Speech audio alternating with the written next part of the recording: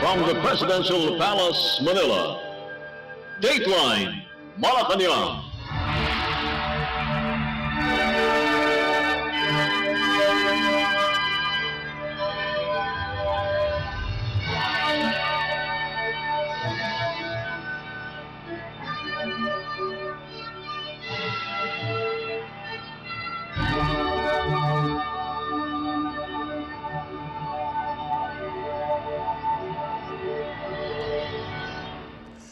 Good day.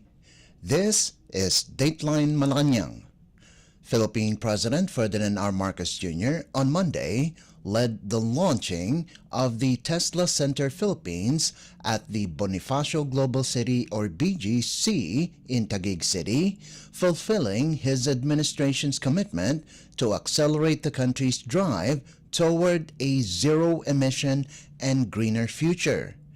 During the program, the President visited the newly completed 1,900 square meter Tesla Center at Uptown Parade in Taguig City, featuring the Experience Center or the showroom, Service Center, Delivery Center, headquarters and main office, as well as charging stations. He also inspected the two initial vehicle offerings at the center, the Model Y priced from 2.369 million pesos to 3.299 million and the Model 3 priced from 2.109 million pesos to 3.099 million pesos.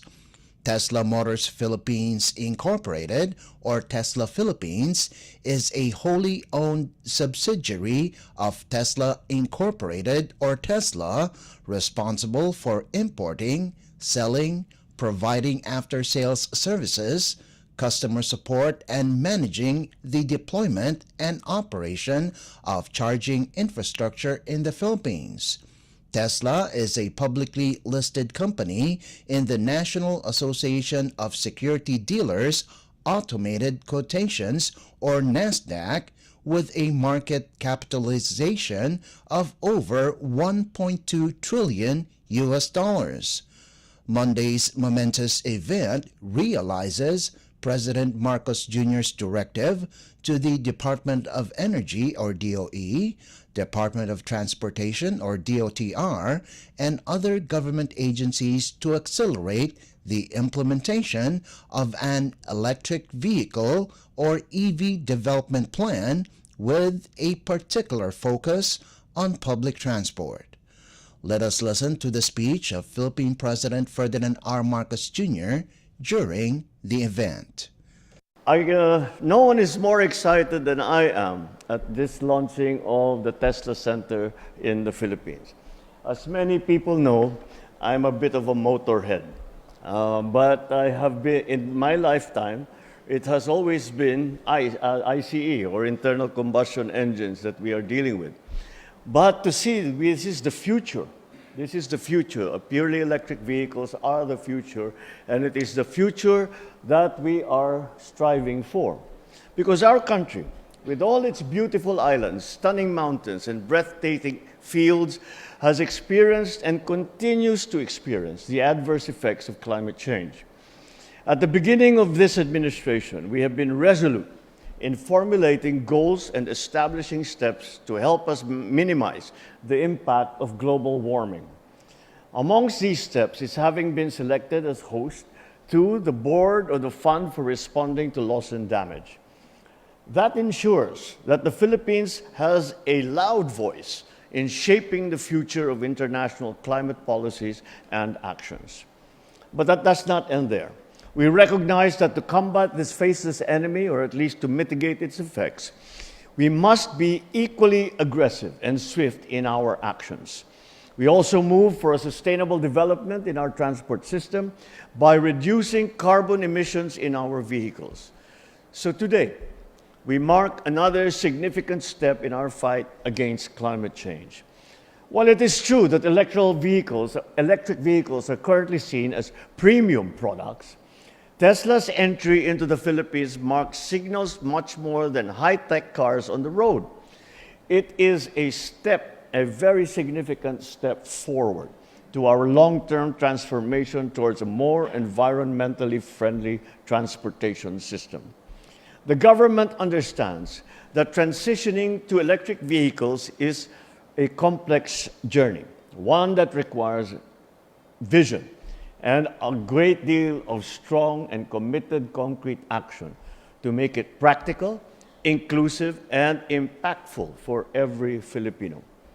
And this is why we have adopted and pursued strategic measures that reflect our commitment to enhancing sustainable transportation while meeting the needs of our communities. Under the Tax Reform for Acceleration and Inclusion, or TRAIN Act, excise taxes on battery electric vehicles have been removed, making these advanced technologies more competitive than other traditional options. The Electrical Vehicle Industry Development Act, or EVIDA, offers duty-free importation for charging stations, lower user fees for EV owners, and prioritized registration and traffic privileges. To reinforce these laws, we introduced additional measures to even concretize our commitment to clean energy.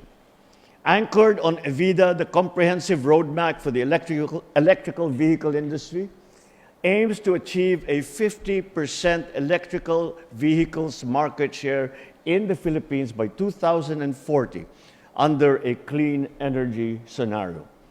I have also issued Executive Order number 62, under which the tariff levels on four-wheel and motorcycle EVs, whether pure electric or hybrid, are reduced to zero until 2028.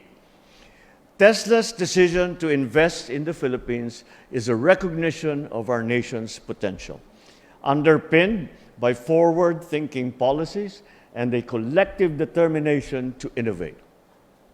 As Tesla lays the groundwork and as we invest in infrastructure and implement policies supporting the industry, competition will grow. Then what may seem as aspirational today, half of the vehicles in our streets as EVs, will become attainable tomorrow. More than helping environmental sustainability, Tesla also empowers our workforce. Every hire represents an investment in the Filipino talent that will drive this transition forward. With plans to expand further, Tesla is building a generation of Filipinos equipped to lead in the global shift towards sustainable technologies such as these. It is our fervent hope that Tesla might one day choose to manufacture its vehicles in the Philippines. Just last September, we inaugurated a state-of-the-art facility that produces advanced iron phosphate batteries, an essential component in electric vehicles. With a more conducive and empowering environment now taking shape for the EV industry, I'm very optimistic that more companies will seize the opportunity to drive this very vital sector in the coming years. Let me also highlight that Tesla's entry into the country will encourage local innovation and drive new investments in the EV sector. So to Tesla, thank you for believing in the Philippines. Your investment in the country extends beyond transportation and infrastructure. It is in the people and potential of the country. To the Filipino people, let us work together to ensure that this milestone runs parallel with our shared journey towards sustainability, inclusivity, and innovation. The path forward is ours to create bold, purposeful, and uniquely Filipino. You just heard Philippine President Ferdinand R. Marcos Jr. Dateline Malacañang.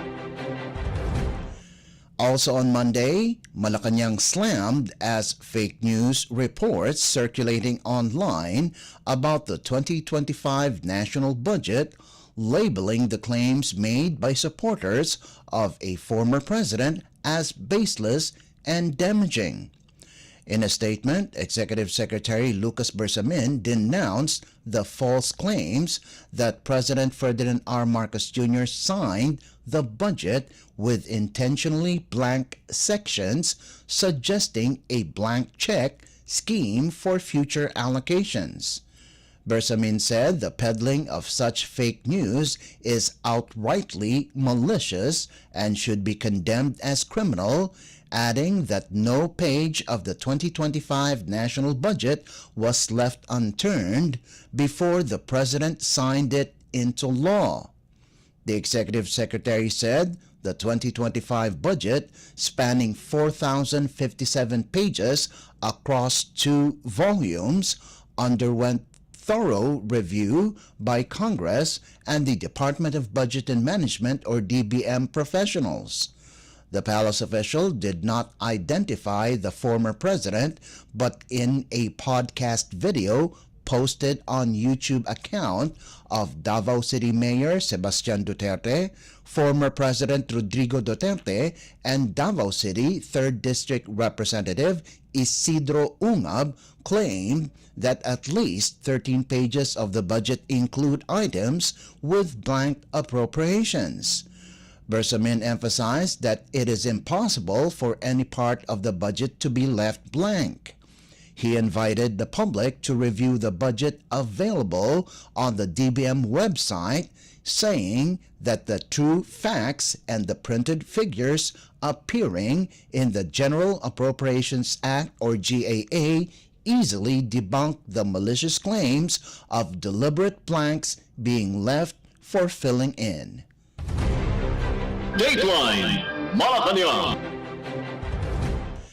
In other news, Filipino lawyer Jordan Pizarras, legal counsel to American businessman Timothy Strong, will attend the inauguration of United States President-elect Donald Trump on January 20th, highlighting the United States' commitment to fostering strong ties with the Philippines, particularly concerning the resolution of disputes in the West Philippine Sea or WPS.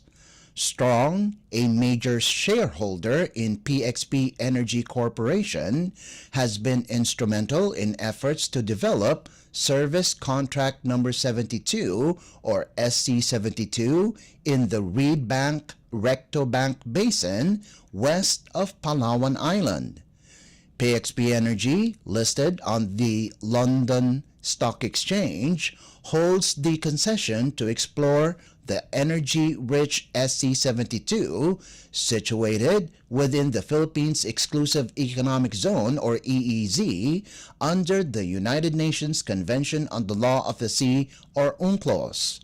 The Reed Bank Basin is believed to contain approximately 3.9 trillion cubic feet of natural gas, with the Sampaguita gas field accounting for about 2.6 trillion cubic feet of this reserve. Experts estimate these resources could last over 100 years and have a potential market value exceeding $500 trillion, making them critical to the Philippines' energy security and economic growth. However, development in the area has been stalled since 2014 due to a moratorium on exploration imposed amid heightened tensions with China.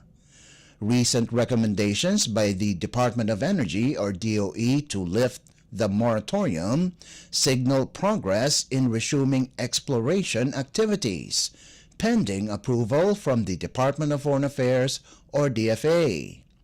Pizarras' invitation to Trump's inauguration came from U.S. House Majority Whip Tom Emmer, a Republican leader and advocate of stronger U.S.-Philippine relations. The gesture symbolizes Washington's support for the Philippines in upholding the 2016 UNCLOS Arbitral Tribunal ruling, which invalidated China's 9-line claim over the WPS and reaffirmed the Philippines' sovereign rights over the Reed Bank. China's continued activities in the contested waters remain a point of concern, but U.S.-Philippine cooperation aims to assert the country's territorial and economic rights under international law. Political analysts view Pizarras' presence as a strategic move to bolster international backing for the Philippines amid ongoing maritime tensions with China. Dateline Malacañang. Meanwhile, the Armed Forces of the Philippines, or AFP, on Sunday said naval and air units from the Philippines and the United States conducted this year's first Maritime Cooperative Activity, or MCA, at the West Philippine Sea, or WPS, over the weekend. In a statement, AFP Public Affairs Office Chief Colonel Cerces Trinidad said, the MCA took place in the Palawan area of the WPS with the U.S. Indo-Pacific Command on January 17th and the 18th. Trinidad said Philippine assets involved in the activity included the BRP Antonio Luna, BRP Andres Bonifacio, 2 FA-50 fighter aircraft, and Philippine Air Force search and rescue assets. Participants on the U.S. side were the USS Carl Vinson Carrier Strike Group that includes the Ticonderoga class guided missile cruiser USS Princeton, Arleigh Burke class guided destroyer USS Stray, an MH-60 Seahawk helicopter, a V-22 Osprey helicopter, and 2 F-18 Hornet jet fighters. It was the fifth MCA between the AFP and U.S. military units since the drill started in November of 2023. The MCA reinforces bilateral maritime cooperation and interoperability. AFP Chief General Romeo Bronner Jr. said, the MCA aims to increase the Philippines' defense cooperation with its U.S. counterparts. Dateline Malacañang. The Philippine government is spending an additional 3.03 billion pesos this year to bolster its infrastructure buildup in the Kalayaan Island Group, or KIG, located in the northeastern section of the disputed Spratly Islands. In a news release on Sunday, Surigao del Sur 2nd District Representative Johnny Pimentel said, Congress has earmarked an additional 1.65 billion pesos to develop the Pag-asa Island Airport, plus 300 million pesos for the shelter port. Pimentel added that an extra 1.08 billion pesos has been allocated to construct the second phase of the Lawak Island Shelter Port. The lawmaker, who previously chaired the House Committee on Strategic Intelligence, said the three projects are fully itemized in the 2025 General Appropriations Law. Pimentel is the author of a bill that seeks to transform Pag-asa into a recreational fishing tourism destination. He is also the author of a separate bill that proposes an initial 5 billion peso appropriation to build new naval forward operating bases in the West Philippine Sea, primarily to secure the natural gas and oil deposits beneath the seabed. Pag-asa lies 508 kilometers northwest of Puerto Princesa City. With a land area of 37.2 hectares, Pag-asa is the largest island in the KIG. Lawak, with a land area of 7.93 hectares, is the fourth largest island in the KIG and lies 169 kilometers east of Pag-asa. With an aggregate land area of 83.89 hectares, the KIG also includes the islets of Likas, Parola, Kota, Patag, and Panata. The island group also covers Ayungin Shoal or Second Thomas Shoal, Balagtas Reef or Irving Reef, and Rizal Shoal or Commodore Reef.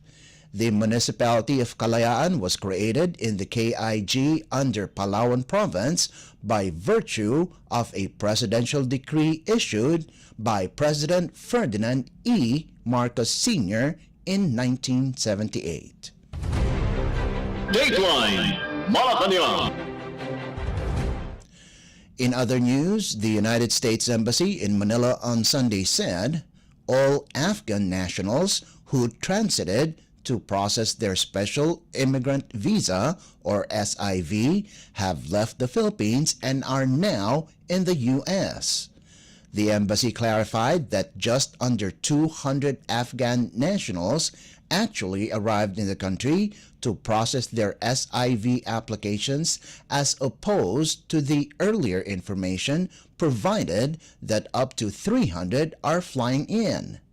Of the total, about 60% are minors. The number was planned at 300, but last-minute drops were made for various reasons, including medical and personal withdrawals.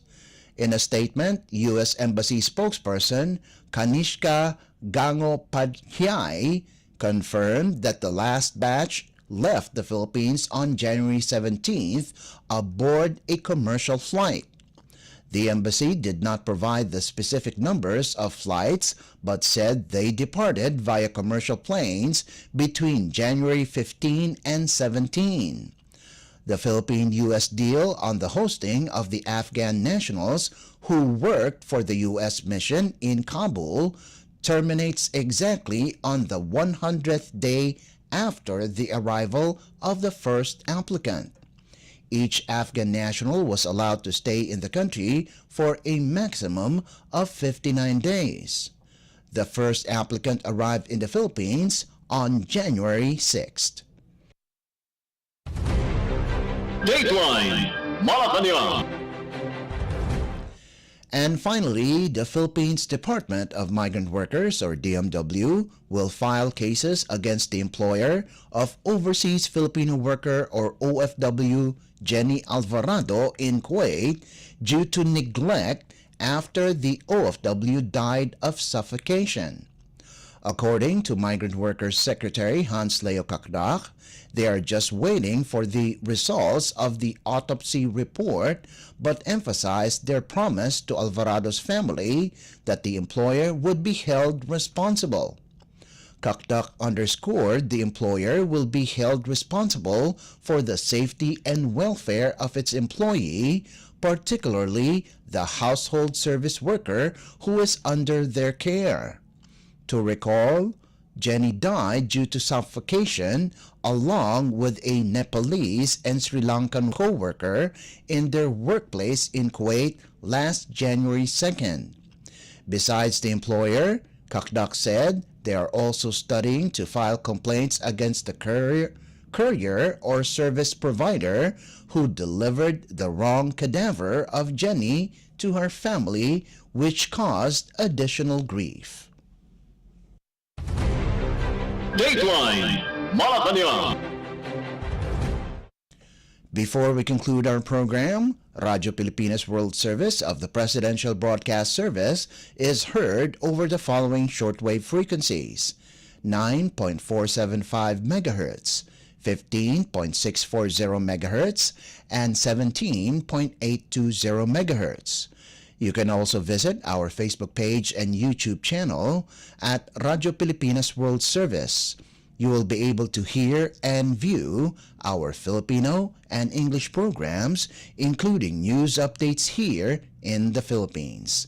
Kindly subscribe, like, and share our posts as well. And that concludes this edition of Dateline Malacañang. For Radyo Pilipinas World Service, this is Leo Magpayo. Good day and stay safe. From the Presidential Palace, Manila, Dateline Malacañang.